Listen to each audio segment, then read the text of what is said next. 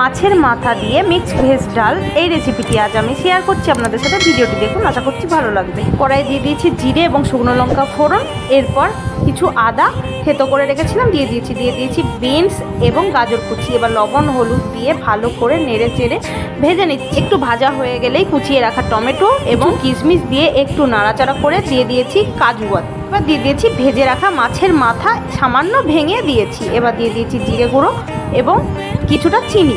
বেশ কিছুক্ষণ নাড়াচাড়া করে ভাজা করেই আমি আগে থেকে নুন হলুদ দিয়ে সিদ্ধ করে রাখা সোনা মুগের ডালটা দিয়ে দিয়েছি। এবার বেশ কিছুক্ষণ নাড়াচাড়া করে আমি ফুটতে দিয়ে দিয়েছি।